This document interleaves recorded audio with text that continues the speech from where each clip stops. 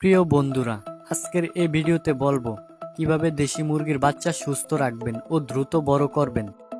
আপনারা কি ঘরোয়া পরিবেশে ও খামার আকারে দেশি মুরগি এবং অন্য জাতের মুরগি পালন করেন, কিন্তু বাচ্চা টিকাইতে পারেন না? মুরগির বাচ্চা পাখা ঝুলে যায়, পা শুকিয়ে মারা যায়, জিমাইতে জিমাইতে মারা যায়, হা করে নিঃশ্বাস নিয়ে মারা যায়, একটি বাচ্চাও টিকে না? তো আর কোনো টেনশন নেই।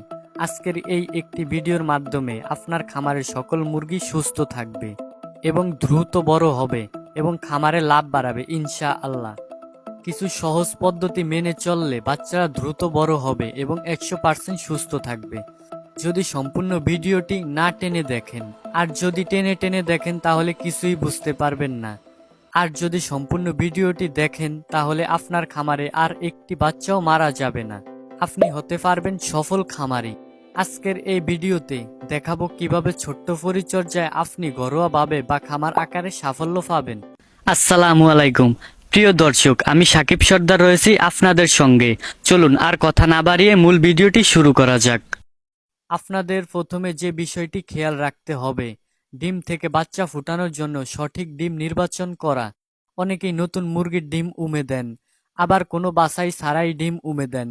এটা করা যাবে না। ডিম উমে দেওয়ার জন্য ডিমকে আগে বাছাই করুন, কারণ ডিম যত ছোট হবে বাচ্চাও তত ছোট হবে, আর এই ছোট বাচ্চাই বেশি দুর্বল হবে, যার কারণে অনেক সমস্যা হয়। অতি সহজেই ঠান্ডা লেগে যায়, খাদ্য কম খায় এবং অসুস্থ হয়ে যায়।